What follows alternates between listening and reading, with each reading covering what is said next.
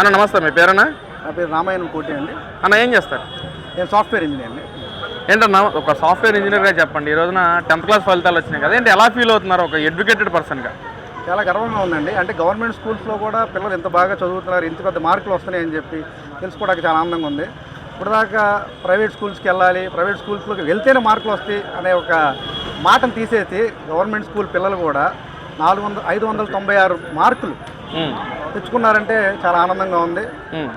అట్లాగే government school Yardley ఉండే ఎప్పుడు న్యూస్ పేపర్లు చూస్తే, ఇప్పుడు న్యూస్ పేపర్లో పెద్దగా గవర్నమెంట్ స్కూల్ యొక్క గొప్పతనాన్ని చాటి చెప్తూ ఆ యాడ్ రావడం చాలా ఆనందంగా ఉంది. అంటే ఇటు పక్కన వైసీపీ నాయకులేమో అసలు కూటమి ప్రభుత్వం గొప్పలు చెప్పుకోవడానికి ఈ విధంగా యాడ్ చేస్తూ ఉంది. అసలు మేము గతంలో నాడు నేడు ద్వారా ఎన్నో డెవలప్మెంట్ చేసాము, అందువల్ల ఈరోజు ఈ విధంగా రిజల్ట్స్ వచ్చాయని చెప్పి వైసీపీ నాయకులు మాట్లాడుతున్నారు. ఏంటి దాని మీద? మరి గత ప్రభుత్వం ఎందుకు రాలేదండి? గత ప్రభుత్వం చేస్తుంటే స్టూడెంట్స్ అలాగే వెళ్ళేవాళ్ళుగా. ఇప్పుడు ఈ గవర్నమెంట్లో విద్యార్థుల్ని ఎంకరేజ్ చేస్తూ మధ్యాహ్నం భోజనం పెడుతూ మంచి మంచి ఉపాధ్యాయులను ఇస్తూ వాళ్ళు చదువుకోవడానికి అన్ని రకాలు కూడా వసతులు కల్పించారు కాబట్టే ఈ రిజల్ట్స్ వచ్చినాయని చెప్పి అనుకుంటున్నాను. అంటే గతంలో ఎలా ఉండేనా స్కూల్స్ పరిస్థితి కానీ, చదువు చెప్పే టీచర్స్ పరిస్థితి కానీ? అంతా పేపర్లో పబ్లిసిటీ టీవీలో వదలగొట్టడం తప్ప స్టూడెంట్స్ వెళ్ళి చదువుకోవడం నేను ఎక్కువ చూడలేదండి. అంటే వాళ్ళకి ప్రైవేట్ స్కూల్స్కి వెళ్ళాలని ఆలోచన తప్ప గవర్నమెంట్ స్కూల్స్కి వెళ్తే అంత వసతులు లేవు అని ఫీల్ అయ్యేలా ఉండేవాళ్ళు గత ప్రభుత్వం. ఇప్పుడు కూట ప్రభుత్వం వచ్చాక గవర్నమెంట్ స్కూల్స్ మీదే బాగా ప్రత్యేక శ్రద్ధ పెట్టి వాటిని డెవలప్ చేస్తూ స్టూడెంట్స్ వచ్చి చదువుకోవడానికి అన్ని రకాల సదుపాయాలు చేశారు అని అనిపిస్తుంది. అంటే ఇటు పక్కన చూసుకున్నట్లయితే గతంలో మనం ఏదైనా జగన్మోహన్ రెడ్డి గారి హయాంలో ఉన్నప్పుడు ఏదైనా జరిగిన అంటే జగన్మోహన్ రెడ్డి గారి ఫొటోస్ వేయటం కానీ, లేదా రాళ్ళ మీద జగన్మోహన్ రెడ్డి గారి ఫొటోస్ వేయటం కానీ అలా చూసాం కదా. అలాంటి పరిస్థితి ఈ రోజున 10th క్లాస్ రిజల్ట్స్లో కానీ, లేదా మిగతా విషయాలు కానీ ఏంటన్నా పబ్లిసిటీ ఏమైనా ఉందంటారా? లేదు కానీ చూసాం యాడ్లో కూడా చూస్తే ఎక్కడ కూడా గవర్నమెంట్ ఫోటో కానీ, విద్యాశాఖ మంత్రి ఫోటో కానీ ఎవరి ఫోటో కూడా వేసుకోవాలి. వాళ్ళు ఓన్లీ చదువుకున్న స్టూడెంట్స్ ఎవరైతే అత్యధిక మార్కులు స్టూడెంట్స్ వాళ్ళ ఫోటోలు వేసుకున్నారు. గత ప్రభుత్వం చూస్తే షర్టు దగ్గర నుంచి కింద బెల్ట్ వరకు కూడా అన్ని ఆయన ఫోటోలు పెట్టుకొని ఏదో ఆయన సొంతంగా ఇస్తున్నట్టుగా అలా ఉండేది. ఓకే, అదే అంతా ఓకే. ఇప్పుడు మాత్రం ఈ గవర్నమెంట్ మాత్రం పబ్లిసిటీకి దూరంగా అభివృద్ధికి దగ్గరగా ఉన్నారు. అలా మరి అన్న 2 సంవత్సరాలు అవుతుంది మరి కూటమి ప్రభుత్వం వచ్చి, ఏంటి ఏ విధంగా మార్పులు ఏమైనా తీసుకొస్తున్నారా లేక ఏంటన్నా? ప్రతి దాంట్లో మార్పులు ఉన్నాయి. వాళ్ళు ఏదైతే చెప్పారో అదే చేస్తున్నారు. విద్యారంగంలో కానీ, ఉపాధి రంగంలో కానీ అన్నింటిలో కూడా చాలా బాగుంది. ఇంతకుముందు వేరే రాష్ట్రాలకు వెళ్ళి ఉద్యోగాలు చేసుకోవాలి, వేరే రాష్ట్రాలకు చదువుకోవాలనుకునే పిల్లలు కూడా ఇప్పుడు ఆంధ్ర రాష్ట్రంలో అన్ని దొరుకుతున్నాయి కదా అని ఫీల్ అవుతున్నారు. మాకు అదే అనిపిస్తుంది.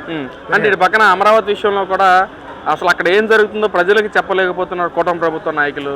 మొత్తం దోచుకోవడానికి అమరావతి పేరు, అసలు రాష్ట్రంలో స్కామ్ ఏదైనా ఉందంటే బిగ్గెస్ట్ స్కామ్ అమరావతి అని చెప్పి కూడా విడుదల రజనీ మాట్లాడుతుంది. మరి నిన్న ఏంటి అమరావతిని రాజధాని చేద్దామని చెప్పి పునాది వేస్తే వీళ్ళు 5 సంవత్సరాలు చెడగొట్టేసి దాన్ని ఏమి రూపురేఖలు లేకుండా చేశారు. ఇప్పుడు కూట ప్రభుత్వం వచ్చి మళ్ళీ దాన్ని వర్క్ స్టార్ట్ చేసింది. వెళ్ళి చూడమనండి చక్కగా ఎంతెంత అభివృద్ధి జరుగుతుందో. తక్కువ ఖర్చుతో అయిపోయేదాన్ని ఆ గవర్నమెంట్ వల్ల ఇప్పుడు ఎక్కువ ఖర్చు పడుతుంది, భారం పడుతుంది ఈ గవర్నమెంట్ మీద. దానివల్ల ఎక్కువ దోచుకుంటున్నారు, ఎక్కువ ఏదో చేస్తున్నారు అనుకుంటారు. అదంతా కూడా రేపు రాష్ట్ర ప్రజల అభివృద్ధి కోసమే చేసేది.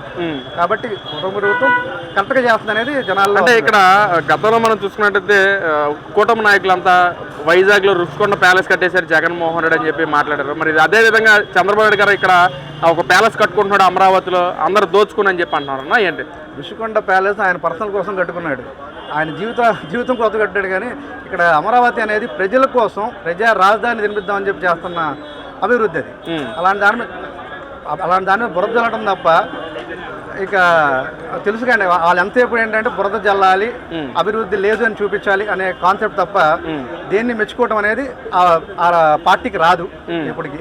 అంటే ఎందుకని ఇంకా అమరావతి మీద వైసీపీ నాయకులు ఈ విధంగా మాట్లాడుతారు? అంటే గతంలో అధికారంలో లేనప్పుడు అమరావతి ఇదే రాజధాని ఉంటుందని చెప్పి మాట్లాడారు. మరి అధికారంలోకి వచ్చిన తర్వాత 3 రాజధాని అన్నారు, ఇప్పుడు మావిగాని అంటా ఉన్నారు. ఎందుకని అంటారు? ఒక్కసారి ఒక మంచి రాజధాని కట్టి రాష్ట్రాన్ని అభివృద్ధి చేస్తే ఎప్పటికీ ఇదే ప్రభుత్వం ఉంటుంది, మా ప్రభుత్వం రాదు అని ఒక చిన్న భయంతో వాళ్ళు ఏంటంటే రకరకాలుగా మాటలు మారుస్తూ ప్రజల్ని కన్ఫ్యూజన్లో పెట్టి వాళ్ళకి ఓట్లు వేయించుకోవడానికి ప్లాన్ చేస్తున్నారు. అంటే ఒక పక్కనేమో అమరావతి ఇది కాదు మావిగాని కావాలని చెప్పి ఒక మాట అంటా ఉన్నారు, మరో పక్కేమో అసలు మేము రాజధాని వ్యతిరేకం కాదని చెప్పి ఇంకో పక్క మాట్లాడుతున్నారు, ఒక పక్కేమో అసలు కాన్స్టిట్యూషన్లో అసలు రాజధాని అనే పదమే లేదని చెప్పి ఒక పక్కన మాట్లాడుతున్నారు. ఏంటి ఎలా చూడొచ్చు? అదేంటి ఏమి లాజిక్ లేకుండా ప్రజలను కన్ఫ్యూజ్ చేయడానికి తప్ప రాజధాని లేకుండా ఏ రాష్ట్రం ఉందండి? రాజధాని కంపల్సరీ ఉండాలి, అది కూడా అభివృద్ధి అయిన రాజధాని ఉండాలి. అది మనం కరెక్ట్గా కట్టుకుందాం అనే ఒక ప్లాన్తో ఆయన చేసిన ఆ అమరావతిని వీళ్ళు వైజాగ్ అని చెప్పి 3 రాజధానులు చెప్పి అలాగా చేసి ఏది కట్టకుండా 5 సంవత్సరాలు కూడా దోచుకోవటం దాచుకోవటం వాళ్ళు చేసి ఇప్పుడు అభివృద్ధి చేస్తున్న కూటమి ప్రభుత్వాన్ని మీరే దోచుకుంటున్నారు మీరే దాచుకుంటున్నారు అని చెప్పి అబండాలు వేస్తున్నారు. అంతా కూడా ప్రజలు పిచ్చోళ్ళు కాదు అన్ని చూస్తున్నారు. కూటమికే పట్టం కడతారు. అంటే ఇటు పక్కన కూటమి నాయకులంతా కూడా ప్రజల్ని పక్కద్రోవ పట్టించేసి దాచుకో దోచుకో పంచుకో అన్న కాన్సెప్ట్తో వ్యవహరిస్తున్నారు. ఇటు పవన్ కళ్యాణ్ కానీ లోకేష్ కానీ చంద్రబాబు ముగ్గురు 3 దారుల్లో దోచుకుంటారని చెప్పి అంటున్నారు. ఏంటి ఇప్పుడు అది మన మీడియాలో అన్నీ చూస్తున్నాం కండి. కళ్యాణ్ గారిని ఏ ప్రజలు ఎలా పొగుడుతున్నారు, ఎక్కడ రోడ్లు లేవు, ఎక్కడైతే ఇబ్బందిగా ఉన్నారో చదువు లేని చోట రోడ్లు లేని చోట అన్నీ కూడా డిప్యూటీ సీఎం గారు పర్సనల్గా ఆయనే పరిశీలించి రోడ్లు లేపిస్తున్నారు. అవన్నీ కూడా మీడియాలో వస్తున్నాయి కదా. ఇదేమి పబ్లిసిటీ స్టంట్ కాదు కదా. వాళ్ళు సోషల్ మీడియాలో వాళ్ళు పెడుతున్న వీడియోస్ ఇవన్నీ. సో అట్లాంటి నాయకులు కూడా విమర్శించారంటే ఇంకా వీళ్ళని ఏమన్నా కూడా తెలియట్లేదు. అంటే మళ్ళీ గెలిపిస్తారన్న ప్రజలు వైసీపీ పార్టీని? ఎట్లా గెలిపిస్తారండి? అభివృద్ధి అంతా ఇటుపక్క ఉంటే వాళ్ళు ఏమన్నా రాజకీయం గురించి మాట్లాడి అభివృద్ధి గురించి మాట్లాడితే చేస్తారు. ఎప్పుడు పర్సనల్ లైఫ్ని డ్యామేజ్ చేసేలాగా మాట్లాడటం తప్ప వాళ్ళు ఎప్పుడు రాష్ట్రాన్ని గురించి కానీ రాష్ట్ర ప్రజల గురించి కానీ మాట్లాడలేదు. అలాంటి వాళ్ళకి ఎలా పట్టం కడతారండి? కష్టమే.